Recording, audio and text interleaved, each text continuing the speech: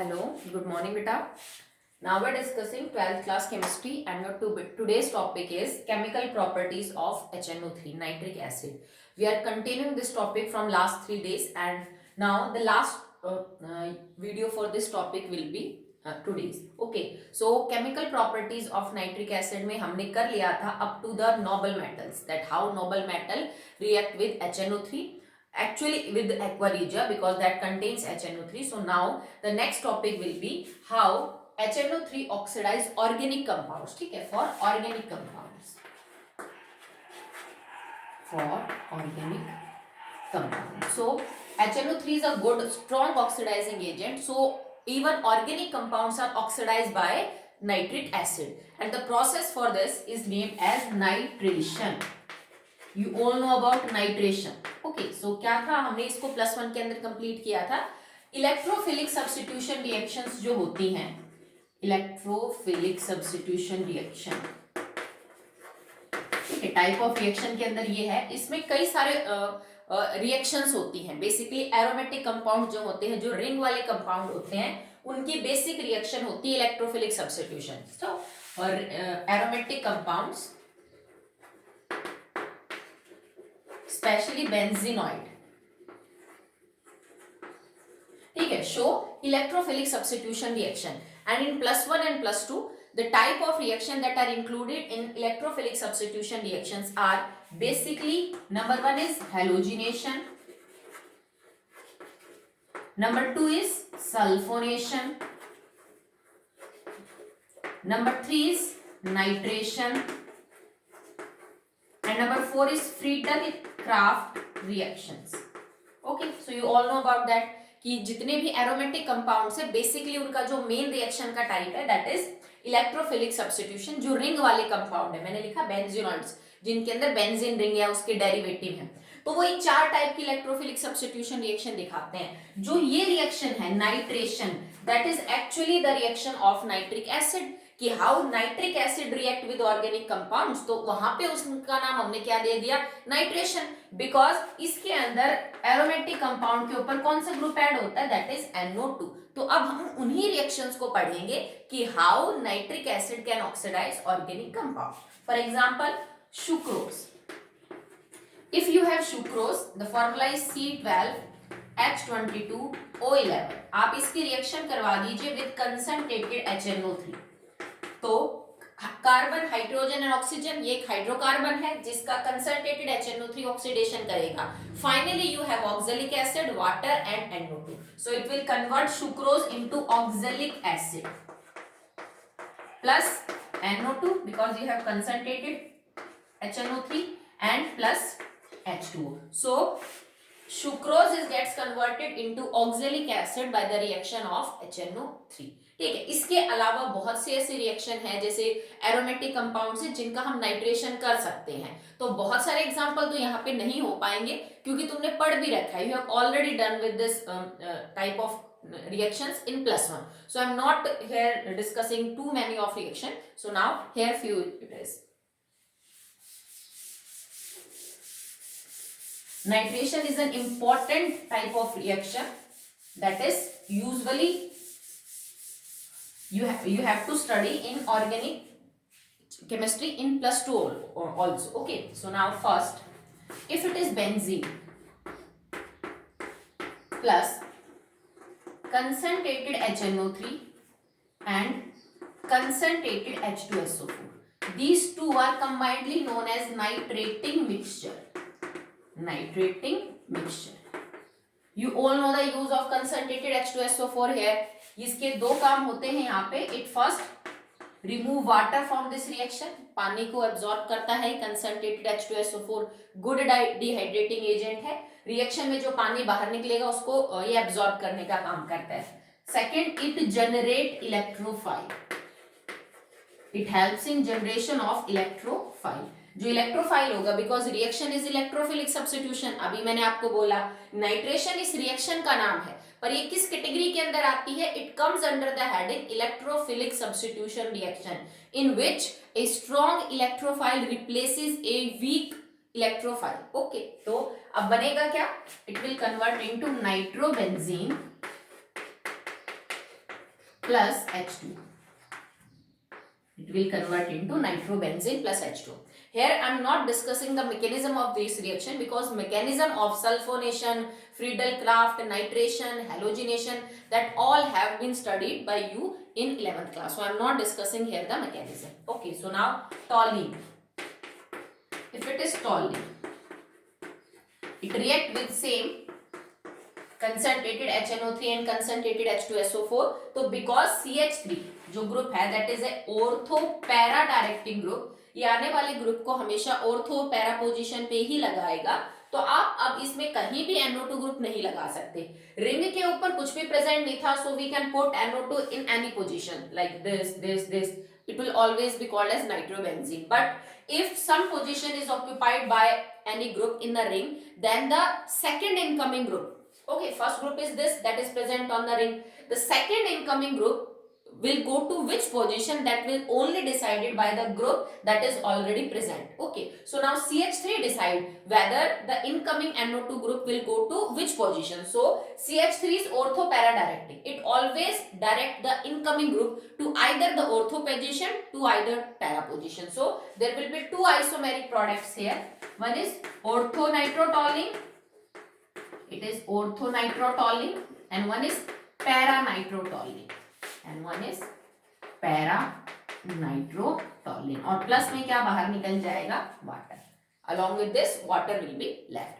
And it is not so like if you are treating HNO3 with phenol, phenol plus में same concentrated HNO3 and concentrated H2SO4, तो phenol में that OH group is also ortho para directing. It is also ortho para directing group, so that will direct the incoming NO2 group to the ortho or the para position. And out of these two, ortho or para will be in most of the cases more stable due to symmetrical structure, better packing. You all know that. So that will be your major product, and that will be your minor. कभी कभी ऐसा होता है that ortho product dominates, so that we have special reason for that why ortho product is dominating. Maybe it is due to the extra stability of that isomer by some hydrogen bonding, or maybe some other issue for that, for the stability of ortho. Otherwise most of the cases it is the para that is dominating in the nature. Okay, so now it will form orthonitrophenol plus paranitrophenol plus para-nitrophenol, and along with this water will be removed. Okay, so now the group that is present on the ring will decide the actual where the incoming group should be present. So that will be all. Nitration के अंदर जो आपका electrophile है that is NO2 positive. In this mechanism NO2 positive is your electrophile that is actually replacing H positive. A stronger electrophile is replacing a weaker electrophile. So mechanism आप देख लेना plus हमने, I have already done with that. Okay, so one or two more reaction, then chemical properties of organic compound will be done.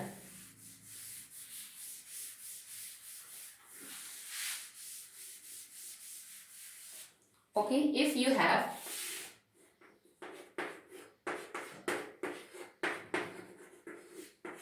and the condition is same. Okay, so you have benzaldehyde. So in benzaldehyde it is CHO, that is group already present on the ring. So that will decide whether the incoming NO2 group will go to this position. Now CHO is a meta directing group. This is meta directing. So that will direct the NO2 to the meta position, and only one product here it is possible. So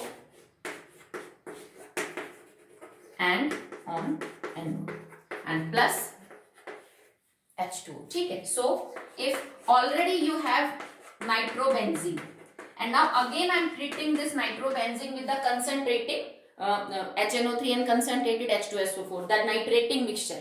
I have already made nitrobenzene from benzene, and now again I am treating nitrobenzene with nitrating mixture. So now NO2 group is also a meta directing group. So now second NO2 will be on the meta position with respect to the first NO2, and water will be lost. ठीक है. So these are the organic reactions. एक दो और करेंगे इसमें, आगे देखिए.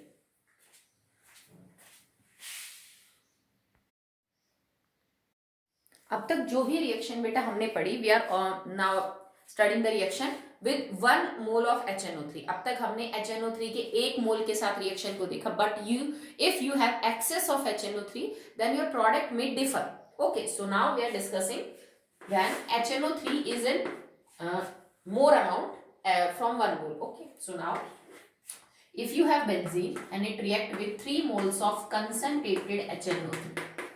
Okay, so and you have already H2SO4 here, concentrated H2SO4. So what will happen, because ये जो आपके पास HNO3 है, ठीक है, अगर ये 1 ही मोल होता then you have only nitrobenzene. Okay, और may be it will like toluene ले लीजिए. Okay, so if you have toluene and you have concentrated HNO3 3 moles, for 1 mole it will be ortho or para nitrotoluene, but if it is 3 moles then CH3 is a ortho para directing, and 3 NO2 from this will block all the ortho and all the para, and in this compound we have 2 ortho and 1 para. So your product will be CH3, NO2, NO2 and NO2, and this compound is known as ट्राइनाइट्रोटोलुएन. ठीक है, आप इसका IUPAC nomenclature भी कर सकते हैं. 1 इधर होगा, 2 4 6, it is 2,4,6 ट्राइनाइट्रोटोलुएन. Okay, or it is in the simple form written as TNT. It is trinitrotoluene. So if you have excess of HNO3, अगर आपने 3 मोल से ज्यादा लिया है तो भी आपका प्रोडक्ट सेम ही बनेगा, बिकॉज आपने ऑलरेडी ऑर्थो और पैरा सब क्या कर लिया है, ब्लॉक कर लिया है. Same if you have phenol and you are taking 3 moles of concentrated HNO3 along with concentrated H2SO4. Now also ortho and para are blocked. So now it will be like this. It is 2,4,6 trinitrophenol. It is known as 2,4,6 trinitrophenol. ठीक है, and you all know that this compound is okay. So 2,4,6 trinitrophenol is commonly known as picric acid. Picric acid. ठीक है, so poly substitution is also possible. मतलब जरूरी नहीं है कि एक ही जगह सब्स्टिट्यूशन होगा इलेक्ट्रोफाइल का. Poly substitution is possible depending upon कि आपने HNO3 जो है वो कितना ले रखा है. अब एक सिंपल रिएक्शन करते हैं. आपने इसको 10th में पढ़ा होगा इस कंपाउंड को, that is glycerol. Okay, so ma'am what is glycerol? First we write the formula of glycerol. CH2OH, CHOH and CH2OH. It is glycerol, या आप इसको ग्लिसरीन भी बोल सकते हैं, सेम थिंग, ग्लिसरोल, ग्लिसरीन. और the IUPAC nomenclature is propane 1,2,3 triol. You all know that propane 1,2,3 triol, glycerol or glycerin, same thing. Now we react with 3 moles of concentrated HNO3 along with concentrated H2SO4. Concentrated H2SO4. So now what are the products that is possible? Remove here H. Okay, remove H from here and it will be like this: CH2ONO2. It is CHONO2 and CH2ONO2. And plus में 3 water molecule will be lost. Okay, because they taking here from NO2, OH, H water की form में बाहर निकल जाएगा. So glycerol react with 3 moles of HNO3 to form this compound, and this is known as trinitroglycerine or trinitroglycerol. Okay, trinitroglycerine या फिर ट्राइनाइट्रोग्लिसरोल, ये compound बन गया. और ये जो आपके पास कंपाउंड बना है that is actually used to make explosive. This trinitroglycerine plus dinitroglycerine, that both make explosive, that is known as dynamite. तो ये दोनों जो कंपाउंड है that is actually made by the nitration of glycerol. जो nitration glycerol का करके हमने बनाए हैं, मतलब HNO3 यहाँ पे ऑक्सीडाइजिंग एजेंट है जिसने ग्लिसरोल को ऑक्सीडाइज किया है ट्राइनाइट्रोग्लिसरीन ने. और ट्राइनाइट्रोग्लिसरीन प्लस डाइनाइट्रोग्लिसरीन का जो मिक्सचर है absorb on kieselguhr, that is a amorphous form of silica, अगर इन दोनों के मिक्सचर को हम कैसल गुड़ जो एक अमरफस सिलिका की फॉर्म होती है उस पे एडजॉर्ब करवा दें, तो that mixture is known as dynamite. और इसका काम होता है कहीं पे मतलब रोड निकालने के लिए, डैम्स बनाने में, किसी चट्टान को तोड़ना हो, पहाड़ को तोड़ना हो, तो वहां पे हम ये जो केमिकल्स हैं ये यूज करते हैं। तो it can be use to make explosive that is used for building roads and tunnels, ठीक है, कैनाल्स, इस तरह के। Okay, now nitric acid can also react with the protein that is present in our skin, ठीक है। Nitric acid have the capability that it can react with our skin product, and that's why if it drop HNO3 on our skin turns yellow and even the wool, ठीक है। जो वूल है actually में कुछ नहीं बेटा, जैसे भेड़ के या किसी के बाल हैं तो उनमें भी प्रोटीन पाया जाता है। Okay, hairs have keratin protein, तो उस प्रोटीन के ऊपर जब जैसे मान लीजिए भेड़ के बाल हैं वो सफेद है, ठीक है, अगर गंदे होने के बाद वो थोड़े मटमैले हो जाते हैं तो उन पे अगर HNO3 गिरता है तो वो व्हील को, जो वूल है एक्चुअली सॉरी, वो व्हाइट कलर से उसको येलो कलर में कन्वर्ट कर देता है। क्यों? क्योंकि HNO3 हमारा जो प्रोटीन है उसके साथ रिएक्ट करके एक कंपाउंड बनाता है that is known as xanthoprotein. Xanthoprotein. So now HNO3 can also react with the protein present in our skin, present in our hair, और फाइनली वो उस प्रोटीन को ज़ैंथोप्रोटीन में कन्वर्ट कर देता है that colour has yellow appearance. तो इस वजह से आपको कई बार ऊन और जो स्किन है वो येलो नजर आती है अगर उसके ऊपर कहीं भी जो HNO3 है वो ड्रॉप हो गया हो। So that will be all in the chemical properties of nitric acid. हमने मेटल, नॉन मेटल कंपाउंड्स के साथ, मेटलॉइड्स के साथ, नोबल मेटल्स के साथ and even with the organic compounds nitric acid की रिएक्शन देखी है। अब आपके पास दो टॉपिक बचते हैं, that is ring nitrate test, okay, जो थोड़ा बहुत मैं पहले बता भी चुकी हूं, and the uses of nitric acid. तो चलिए देखिए। So now the next topic is ring nitrate test, and it is very important for competitive and also for CBSE point of view. So what is this test, or it is simply known as ring test for nitrate ion. Okay, so what we have to do is, if in any solution you have to confirm the presence of NO3 negative ion. Okay, if any solution contains NO3 negative ion and you have to confirm that this solution contains NO3 negative ion, so there is a test known as brown ring test, जिससे आप ये confirm कर सकते हो कि solution contains NO3 negative ion. If in a test tube a brown ring is form, it confirm presence of NO3 negative ion. If it is not so, then it is your solution does not contain any NO3 negative ion. And why we studying this in concentrated HNO3 chemical properties? Because actually NO3 is responsible. HNO3 is responsible for this reaction. So what we have to do is, first of all, add freshly prepared FeSO4। सबसे पहले आप test tube के अंदर थोड़ा सा freshly prepared FeSO4 लीजिए। जब भी रिएक्शन में या किसी प्रैक्टिकल पॉइंट ऑफ व्यू से जब भी कभी FeSO4 को आपको लेना पड़ेगा, इट इज स्पेशली मेंशन्ड कि आप उसको तभी बना के डालिए, पहले से बनाया हुआ सॉल्यूशन यूज मत करिए। क्यों? क्योंकि Fe2SO4 में iron is in +2 oxidation state and it have tendency to convert into Fe3 positive.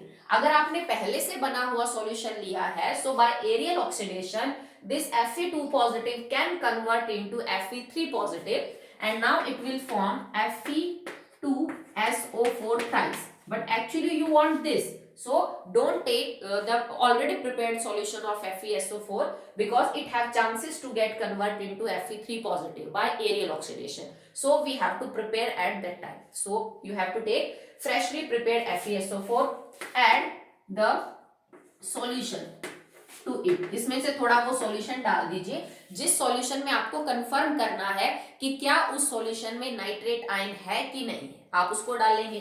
Plus concentrated H2SO4। आपको क्या क्या करना है, आपको कंसंट्रेटेड H2SO4 सबसे पहले टेस्ट ट्यूब में FeSO4 का freshly prepared solution, add some amount of solution in that and then concentrated H2SO4 को टेस्ट ट्यूब के जो आपकी वॉल है उसके साइड में डालिए, धीरे धीरे हिलाते हुए। अब मान लीजिए आपके पास कुछ इस तरह से कोई सॉल्यूशन बना, ये नीचे आपके पास FeSO4 का सॉल्यूशन है, आपने इसमें थोड़ा सा आपका अननोन सॉल्यूशन डाला जिसमें आपको नाइट्रेट आयन की प्रेजेंस चेक करनी है, और ऊपर आपने H2SO4 डाला, ठीक है, दिस इज कंसंट्रेटेड H2SO4। अगर इन दोनों लिक्विड्स के जंक्शन पे, मतलब ये दोनों लिक्विड जहां मिल रहे हैं वहां पे अगर आपको एक ब्राउन रिंग मिलती है, जैसे टेस्ट ट्यूब के अंदर आपका जो लिक्विड है टोटल वो इतना है, इतना FeSO4 और इतना कंसंट्रेटेड HNO3, यहाँ पे अगर एक ब्राउन कलर की रिंग बनती है दोनों लिक्विड्स के जंक्शन पे, then it confirm the presence of nitrate ion. तो इसका मतलब आपके सॉल्यूशन में जो है वो NO3 नेगेटिव आयन है। ये नहीं पता कहां से आई है, हो सकता है कि वो जो NO3 नेगेटिव आयन है वो पोटेशियम नाइट्रेट से आई हो, वो कैल्शियम नाइट्रेट से आई हो, ये नहीं पता चलेगा कि सॉल्ट क्या है या कंपाउंड क्या है जिसमें NO3 नेगेटिव आयन है, but it can be confirm that your salt contain NO3 negative ion. We will not be able to check whether this salt is calcium nitrate or potassium, sodium nitrate or anything else, but it can be confirmed that salt contain NO3 negative ion. Okay, so now this test is used for the qualitative estimation of NO3 negative ion. Qualitative analysis में use किया जाता है इसको। ये हमारे practical का part है कि किसी अननोन सॉल्ट को देख के उसको टेस्ट करके आप ये बता दें कि इसमें कैटायन एनायन जो है वो कौन सी मौजूद है, कैटायन कौन सी, एनायन कौन सी है। तो जब आपको NO3 नेगेटिव आयन को टेस्ट करना हो कि क्या मेरे सॉल्ट में NO3 नेगेटिव आयन है, तो हम ये टेस्ट यूज करेंगे। अगर ब्राउन रिंग आई तो NO3 नेगेटिव है, और नहीं आई तो इसका मतलब नहीं है, ठीक है। So now what is the chemistry of the test, कि एक्चुअली में टेस्ट होता कैसे। तो आप क्या करोगे, if your solution contain NO3 negative ion, तो आपने लिया NO3 negative ion aqueous, plus आपने ले रखा है Fe2 पॉजिटिव, ये भी एक्वस में ही है क्योंकि हमने सॉल्यूशन ही बनाया था FeSO4 का, प्लस H पॉजिटिव आया है फ्रॉम कंसंट्रेटेड H2SO4। यहां से मैंने लिया Fe2 पॉजिटिव एक्वस, सॉल्यूशन में नाइट्रेट आयन है सो हमने लिया NO3 नेगेटिव एक्वस, और जो कंसंट्रेटेड H2SO4 आपने डाला है उससे हमने ले लिया H positive, and finally it will convert into, the reaction is like that, nitric oxide gas plus में आपके पास बाहर निकल जाएगा Fe3 positive and plus what, इसका मतलब ये हुआ कि यहाँ पे NO3 नेगेटिव के अंदर nitrogen is in the +5 and it is in the +2, तो इसका क्या हुआ है, रिडक्शन हुआ है, और Fe2 पॉजिटिव से कन्वर्ट हुआ Fe3 पॉजिटिव में, इसका मतलब इसका ऑक्सीडेशन हुआ है। तो ये केमिस्ट्री जो रिएक्शन की है, टेस्ट की है, वो किस चीज पे बेस्ड है कि NO3 नेगेटिव आयन ने ऑक्सीडाइज कर दिया Fe2 पॉजिटिव को Fe3 पॉजिटिव में, और ये बात सही है भाई, ये चाहे नाइट्रिक एसिड से नाइट्रेट आयन आई हुए किसी दूसरे सॉल्ट से, इसमें नाइट्रोजन +5 है and it have the capability that it can oxidize iron 2 positive to iron 3 positive, ठीक है। इसमें इस कंपाउंड का बाहर निकलना बहुत इंपॉर्टेंट है, क्योंकि फाइनली यही कंपाउंड आके जाके एक ऐसा कॉम्प्लेक्स बनाता है जिसका कलर ब्राउन है, जिसकी अपीयरेंस से हमें पता चल जाता है that nitrate ion is present. Okay, so now what will be the next reaction, ठीक है। अब आपने यहाँ पे ले लिया Fe3 पॉजिटिव प्लस में आपका H2O सब कुछ निकल गया। अब ये जो आयरन है, this iron react with H2O to form an complex that is known as coordination compound, to form, ठीक है। यहाँ पे आयरन, उसके ऊपर +2 चार्ज है क्योंकि H2O पे तो न्यूट्रल होता है, आप इसका चार्ज निकाल लोगे। आयरन 6 वाटर मॉलिक्यूल के साथ रिएक्ट करके कोऑर्डिनेशन कंपाउंड बनाता है जिसकी शेप कुछ यूं होगी, इट इज ऑक्टाहेड्रल कॉम्प्लेक्स। आप इसको कोऑर्डिनेशन कंपाउंड बोल सकते हो, कॉम्प्लेक्स बोल सकते हो, ठीक है, क्योंकि वाटर हमारे पास है, we have already Fe2 positive in the solution, so this compound will be made. Now this compound react with NO that is released in this equation, और ये NO के साथ रिएक्ट करके होता क्या है कि 6 में से एक वाटर मॉलिक्यूल जो है वो बाहर चला जाएगा और एक NO अंदर आ जाएगा। आपका कंपाउंड बन गया Fe H2O 5 NO, ठीक है, और एक वाटर मॉलिक्यूल आपका बाहर चला गया, और यही वो कंपाउंड है बेटा जिसका जो कलर है दैट इज ब्राउन। क्योंकि जब भी किसी टेस्ट में कोई कलर आता है बेटा, वो कलर किसी कंपाउंड की वजह से आता है, कि कोई नया कंपाउंड बन गया उसके अंदर जो है वो कलर आया है, तो ये कंपाउंड है जिसके अंदर आपको जो कलर है वो ब्राउन, जिसकी वजह से आपको देखने को मिलेगा। बट इस कंपाउंड में कई चीजें जो है वो थोड़ी यूनिक है, आप इस चीज को देखो, मैं इसको ढंग से समझाती हूँ। कंपाउंड को देखो, बन कैसे गया वो तो आपको समझ में आ ही गया, ठीक है, कि रिएक्शन हुई क्या, NO3 नेगेटिव आयन ने ऑक्सीडाइज कर दिया Fe2 पॉजिटिव को 3 पॉजिटिव में, 2 पॉजिटिव ने वाटर के साथ कोऑर्डिनेशन कंपाउंड बनाया और उसने NO के साथ रिएक्ट करके फिर फर्दर एक वाटर मॉलिक्यूल को बाहर किया और ये कोऑर्डिनेशन कंपाउंड बनाया जिसका कलर ब्राउन है। इस कोऑर्डिनेशन कंपाउंड के अंदर आयरन पे चार्ज थोड़ा यूनिक है। यूजुअली जो NO होता है ना बेटा, ये वाला NO कोऑर्डिनेशन कंपाउंड में NO के ऊपर चार्ज 0 होता है, जैसे वाटर 0 चार्ज रखेगा, अमोनिया 0 चार्ज रखेगा, CO कार्बन मोनोऑक्साइड 0 चार्ज रखेगा, तो NO 0 चार्ज रखता है, ये न्यूट्रल होता है और हम इसको नाइट्रोसाइल बोलते हैं, नाइट्रोसाइल, जैसे CO को कार्बोनाइल बोल देते हैं, ठीक है। बट इसमें एक्चुअली क्या होता है, यहाँ आयरन +2 में है क्योंकि देखो already you have iron in the +2, NO पे तो न्यूट्रल है, तो एक न्यूट्रल बाहर गया दूसरा न्यूट्रल आ गया, तो आयरन पे तो 2 पॉजिटिव ही रहेगा। आयरन पे चार्ज 2 पॉजिटिव था, ये 0 था और वाटर भी 0 था। NO क्या करता है कि अपना जो एक इलेक्ट्रॉन है ना वो इसको दे देता है, आयरन को माइनस कर दो क्योंकि जाएगा इसमें से, तो NO अपने में से एक इलेक्ट्रॉन किसको दे देता है, Fe2 पॉजिटिव को। अगर Fe2 पॉजिटिव जिसने ऑलरेडी 2 लॉस कर रखे थे एक ले लिया तो now it becomes Fe positive 1, तो अब ये कंपाउंड में बन गया Fe पॉजिटिव 1। H2O पहले भी न्यूट्रल था, स्टिल न्यूट्रल है, पर न्यूट्रल चीज में से जब एक इलेक्ट्रॉन जाएगा तो now it becomes NO positive, ठीक है। तो ये चीज बड़ी यूनिक है इसके अंदर जो आपको याद रखनी है, क्योंकि NO बहुत कम केसेस के अंदर NO पॉजिटिव होता है। अगर NO न्यूट्रल है तो इसको नाइट्रोसाइल बोलेंगे, but if NO is positive one then it is known as nitrosonium ion, इसको बोला जाएगा नाइट्रोसोनियम आयन। और आयरन के भी हमने बहुत चार्जेस देखे हैं, +2 +3 ज्यादातर होते हैं। यहाँ पे इस कंपाउंड के अंदर जो चार्ज है आपका दैट इज इन द +1, तो ये सिर्फ कब हुआ, that is due to charge transfer, the reason is charge transfer. NO ने एक इलेक्ट्रॉन यहां से आयरन 2 पॉजिटिव को दिया, दैट्स व्हाई NO हो गया पॉजिटिव 1 और Fe2 को Fe हो गया आपका दैट इज पॉजिटिव 1, ठीक है। नहीं तो ये 0 और ये +2 था। चार्ज अभी भी दोनों का, क्योंकि विद इन द कॉम्प्लेक्स ही आपका इलेक्ट्रॉन घूमा है, तो अभी भी आपका चार्ज क्या है, +2 ही है पूरे कॉम्प्लेक्स पे, +1 +1, ठीक है। इस +2 को हम कैसे न्यूट्रलाइज कर सकते हैं, हमारे पास SO4 2 नेगेटिव था, तो इस पूरे +2 के चार्ज को न्यूट्रलाइज करने के लिए we have SO4 2 negative here, तो आपका पूरा जो कोऑर्डिनेशन कंपाउंड है वो न्यूट्रल हो गया, but the colour of this compound is of brown and that's why we have a brown colour appearance ring actually at the junction of two liquid, that confirms, क्योंकि अगर NO3 negative ion होगा ही नहीं तो Fe2 positive NO में convert ही नहीं होगा। If there is no NO then there is no compound like this and there will be no brown color. So okay, so I think you got it, and the compound name of this complex is, it is penta aqua nitrosonium iron, और उसके bracket में हम लिख देंगे that is 1। ये आपको आगे समझ में आएगा क्योंकि हमारे सिलेबस में कोऑर्डिनेशन कंपाउंड है, तो उनके नोमेनक्लेचर का there is a different rule for their nomenclature. So it is penta for 5, water के लिए हम एक्वा यूज करते हैं, पेंटा एक्वा नाइट्रोसोनियम, ठीक है, आयरन, और उसकी ब्रैकेट में उसके oxidation state that is 1। This compound is responsible for the colour of this ring. Okay, so now we have completed the ring nitrate test for HNO3. Now the next topic is uses of HNO3.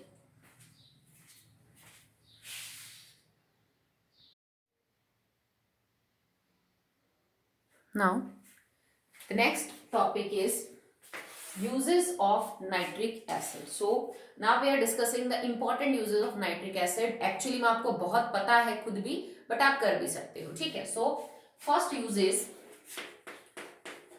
Ammonium nitrate, जिसको आप बना सकते हो by the help of nitric acid. आपने इसको reduction products के अंदर पढ़ा था।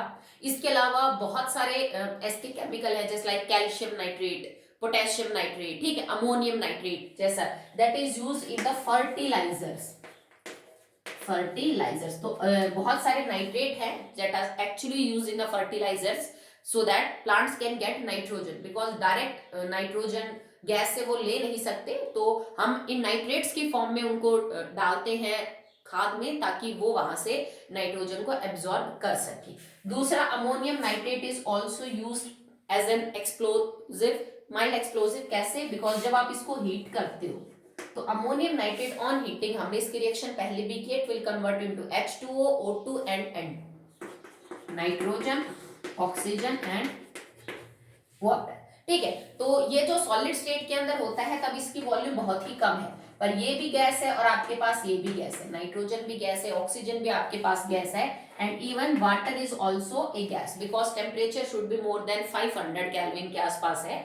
जब हम अमोनियम नाइट्रेट जो कि सॉलिड स्टेट में है उसको 500 केल्विन से ऊपर गर्म करेंगे तो नाइट्रोजन, ऑक्सीजन और वाटर तीनों गैस की फॉर्म में बाहर निकलेंगे, और सॉलिड तो बेटा इसकी वॉल्यूम तो बहुत ही कम होगी comparison to the volume of these three gases, और ये वॉल्यूम इतनी ज्यादा बढ़ जाती है, सॉलिड अमोनियम नाइट्रेट थोड़ा सा लिया, उसको हीट किया, पर उससे जो गैस निकलेंगी उसकी वॉल्यूम इतनी ज्यादा है कि वो एक एक्सप्लोजन के साथ बाहर निकलने की कोशिश करती है। ठीक है, और that's why it is used for making explosive, बनाने के लिए हम इसको यूज करते हैं, क्योंकि एक्चुअली ये वो गैसेज हैं जो उतनी कम वॉल्यूम में एडजस्ट नहीं हो पाती और फिर वो हाई प्रेशर के साथ एक्सप्लोड होती हैं।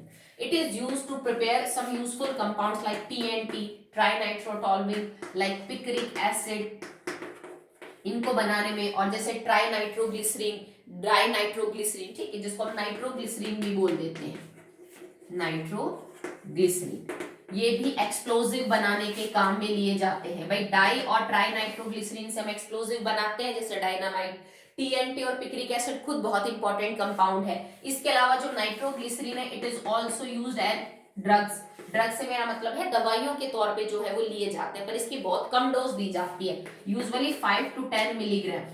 इस डोज में आप नाइट्रोग्लिसरीन को एज एन ड्रग भी यूज कर सकते हो, जहां पे इसको कब लिया जाता है, in case of angina pain, मतलब जब चेस्ट के अंदर बहुत ही तेज, छाती में, सीने में जब बहुत तेज दर्द उठता है, उस दर्द को मतलब उसको थोड़ा बर्दाश्त करने के लिए, उसको सहन करने के लिए हम नाइट्रोग्लिसरीन को एज ए ड्रग भी क्या करते हैं, यूज करते हैं। ठीक है, इसके अलावा बहुत सारे कंपाउंड है जो आप HNO3 से बना सकते हो, जैसे नाइट्रोबेंजीन बना सकते हो, जैसे आपने बनाया फॉर एग्जांपल डाइनाइट्रोबेंजीन बना सकते हो, मतलब किसी भी ऑर्गेनिक कंपाउंड में आपको NO2 ग्रुप इंट्रोड्यूस करना हो तो वो आप कंसंट्रेटेड HNO3 से कर सकते हो। You can also make perfumes, dyes by HNO3, बहुत सारे डाइज हैं जिनको आप पढ़ोगे 12th में ऑर्गेनिक केमिस्ट्री में, मेडिसिन हैं और यूं समझ लीजिए दवाइयां हैं, ड्रग्स हैं जिनको आप HNO3 की हेल्प से बना सकते हो। It is used to prepare artificial silk, जो आपका नेचुरल सिल्क होता है वो आप सबको पता है, वो हमें रेशम के कीड़े से मिलता है, that grows on mulberry tree, but actually में आर्टिफिशियल सिल्क भी होता है जिसको रेयॉन बोलते हैं, तुमने सुना भी होगा, आजकल चलता है ये रेयॉन जो कपड़ा होता है वो आर्टिफिशियल सिल्क है, और उसको बनाने में हम कंसंट्रेटेड जो नाइट्रिक एसिड है वो यूज करते हैं, क्योंकि ये सेलुलोज नाइट्रेट होता है कुछ, तो नाइट्रेट के लिए हम HNO3 का जो है वो सहारा लेते हैं। It is used for the purification of gold and silver, सोने और चांदी को साफ करने में यूज करेंगे, कैसे, बाय एक्वारिचिया, जैसे मान लीजिए आप बहुत लंबे टाइम से कोई गोल्ड की ज्वेलरी यूज कर रहे हो, तो भाई मॉइस्चर से, पसीने से, एटमॉस्फेयर से वो थोड़ी धुंधली पड़ जाती है, उसकी शाइन चली जाती है, तो कुछ टाइम के लिए आप उस ज्वेलरी को एक्वारिजिया में डाल दीजिए, एक्वारिजिया ऊपर का जो सोना है उसके साथ रिएक्शन करेगा और उसको बाहर निकाल देगा, जो नीचे से जो सोना निकल के आएगा, चांदी निकल के आएगी, प्लेटिनियम जो निकल के आएगा, उससे आपका जो पूरा ऑर्नामेंट है वो एकदम शाइनी मिलेगा। तो जो सुनार होते हैं जो साफ करते हैं कि इसके ऊपर चलो इस पे पानी चढ़ा देते हैं, इसको पुरानी ज्वेलरी को नया कर देते हैं, वो और कुछ नहीं करते, वो HNO3 के सॉल्यूशन में डुबोते हैं, जिससे ऊपर का सारा मैल निकल जाता है, ऊपर की परत हट जाती है उस मेटल की और नीचे से शाइनी मेटल बाहर आता है। तो in this process we loses some gold और सिल्वर और प्लेटिनियम, तो उस सॉल्यूशन में हमारा कुछ सिल्वर, गोल्ड और प्लेटिनियम जाता है, तो आपका जो ज्वेलरी हो पहले से कम हल्की, जो सॉरी ज्यादा हल्की आपको देखने को मिलेगी, उसका वजन घटता है। ठीक है, for cleaning of metal, metal surface को साफ करने के लिए, वैसे मान लीजिए आपके पास कोई मेटल है आयरन, और वो उसके ऊपर जंग लगा हुआ है, गंदा है, कुछ कंपाउंड्स बन गए हैं ऑक्सीडेशन से, एटमॉस्फेयर के रिएक्शन से, उसके ऊपर आप HNO3 रब करेंगे तो HNO3 रिएक्ट करने लग जाएगा उस आयरन के साथ, और धीरे धीरे ऊपर की जो सरफेस है वो क्या होती चली जाएगी बेटा, क्लियर जो है वो होती चली जाएगी। Next, in the rocket fuel, जो रॉकेट्स जाते हैं उनके ईंधन के लिए ऑक्सीडाइजर का काम करता है। ठीक है, in rocket fuels HNO3 is used as an oxidizer, ठीक है, as the reagent in the laboratory. अब रिएजेंट से क्या मतलब है कि भाई जितनी भी कई बार बहुत सारी केमिकल रिएक्शन होती है जिसके लिए आपको HNO3 की जरूरत पड़ती है, तो एक केमिकल मतलब रिएक्शन के लिए रिएक्टेंट समझ लो, रिएजेंट की तरह भी यूज हम इसको कर सकते हैं। बाकी यूजेस मैंने आपको सारे बता दिए। Okay, so the next is now the last ये समझ लीजिए topic in nitric acid is actually it is related with the nitric acid.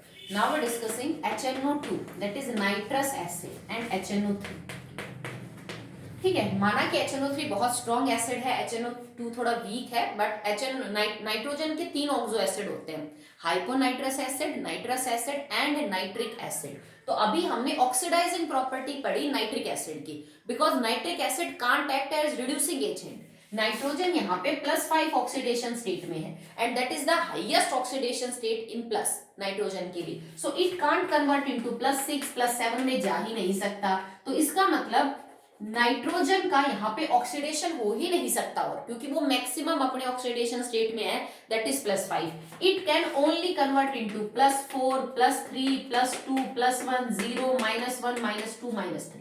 समझ रहे हो भाई, हाईएस्ट में है तो इससे नीचे आ सकता है पर इससे ऊपर नहीं जा सकता। अगर इनसे इनमें कन्वर्ट होगा तो इसका मतलब इसका रिडक्शन होगा, और जिसका रिडक्शन होगा वो क्या होंगे, oxidising agent. So nitric acid will not be a reducing agent, क्योंकि ये ऑक्सीडेशन नहीं कर सकता तो ये रिड्यूसिंग एजेंट नहीं हो सकता। बट HNO2 ऐसा कर सकता है।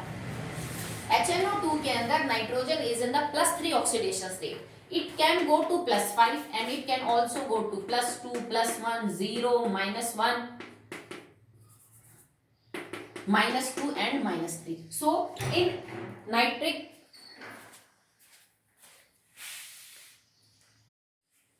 so HNO2 has this unique property that it can also act as an oxidizing agent and also as a reducing agent. If HNO3 is converting into +5 oxidation state, sorry HNO2 ये +3 में है, अगर वो +5 में होगा तो इसका ऑक्सीडेशन होगा, अगर ऑक्सीडेशन होगा तो ये रिड्यूसिंग एजेंट का काम कर सकता है। बट अगर HNO2 के अंदर जो नाइट्रोजन +3 में है वो इनमें से किसी के अंदर भी कन्वर्ट हो रहा है तो इसका मतलब रिडक्शन होगा, और रिडक्शन होगा तो वो किसका काम करेगा, ऑक्सीडाइजिंग एजेंट का। सो due to the variable oxidation state and due to presence of +3 oxidation state in HNO2, this can be act as a oxidizing agent, can be act as a reducing agent. Okay, so ये वैसे ही oxidation करेगा। अगर आप बात करें oxidising agent की तो ये भी बेटा H2S को कन्वर्ट कर सकता है S के अंदर, ठीक है, ये SO2 को कन्वर्ट कर सकता है H2SO4 के अंदर, ये Fe2 पॉजिटिव को कन्वर्ट कर सकता है N2 Fe3 पॉजिटिव, ये इसके ऑक्सीडाइजिंग एजेंट की रिएक्शन है। ऐसा सेम आपका HNO3 भी कर रहा था, बट ये रिड्यूसिंग एजेंट का काम भी करेगा, और अगर ये रिड्यूसिंग एजेंट का काम करेगा तो किसको किसमें कन्वर्ट करेगा, K2Cr2O7 जिसमें क्रोमियम +6 ऑक्सीडेशन स्टेट में है, it can convert into Cr2SO4 thrice, chromium sulphate में कन्वर्ट कर देगा जिसमें क्रोमियम के ऊपर जो चार्ज है दैट विल बी +3। तो मतलब यहाँ पे +6 से +3 कर दिया, तो +6 से +3 होने का मतलब रिडक्शन हो रहा है, और रिडक्शन में हेल्प कौन करवा रहा है, आपका HNO2, और ये खुद किस में कन्वर्ट हो जाता है, इनटू HNO3, ठीक है। यहाँ पे अगर आप HNO2 लोगे तो HNO2 will convert into HNO3, क्योंकि यही वो कंपाउंड है जिसके ऊपर नाइट्रोजन +5 है, तो खुद तो कन्वर्ट हो जाता है HNO2 इनटू HNO3, और इन सब का क्या कर देता है, रिडक्शन कर देता है। इसी तरह अगर you have KMnO4, manganese here is in the +7 oxidation state, it convert manganese into +2 that is MnSO4, तो ये किस में कन्वर्ट कर देगा उसको, MnSO4 में। तो +7 से +2 होना इज रिडक्शन, ठीक है, और इसका रिडक्शन करने में कौन हेल्प करेगा, that is HNO2, it is a reducing agent. तो यहाँ पे ये रिड्यूसिंग एजेंट का काम भी जो है वो कर रहा है। अगर आपने I2 लिया होता, I2 को किस में कन्वर्ट कर देगा, HI में,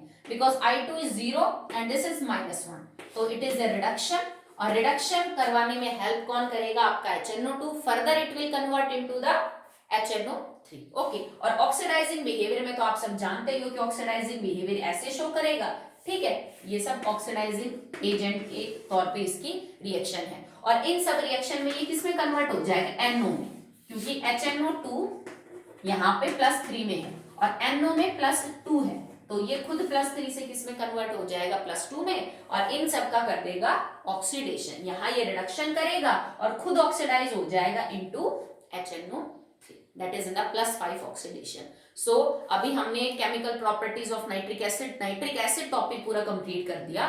उसके बाद नेक्स्ट टॉपिक है बेटा allotropic forms of phosphorus, that is not in the syllabus, corona की वजह से हटा दिया है, सो नहीं पढ़ेंगे अभी, तो हम उसको कम से कम अगर बाद में रिवाइज होता है तो स्कूल में कंटिन्यू करेंगे। फिर फास्फोरस के हैलाइड्स हैं, PCl3, PCl5, वो भी सिलेबस में नहीं है। फिर टॉपिक है फॉस्फीन, PH3, वो भी अपने सिलेबस में नहीं है। अगला टॉपिक रहेगा आपका ऑक्साइड्स ऑफ फास्फोरस, फास्फोरस की जो 2 ऑक्साइड है वो भी अपने सिलेबस के अंदर नहीं है। तो ये 4 टॉपिक लगातार जो है वो डिलीट हो चुके हैं फिलहाल, PCl3, PCl5, allotropic forms of phosphorus और PH3, ये अपने सिलेबस के अंदर फिलहाल नहीं है। तो जो नेक्स्ट टॉपिक है वो इनके बाद हम करेंगे, मैं आपको बता दूंगी कि कौन सा टॉपिक फिलहाल अपने सिलेबस में है। Okay, that's all for the day.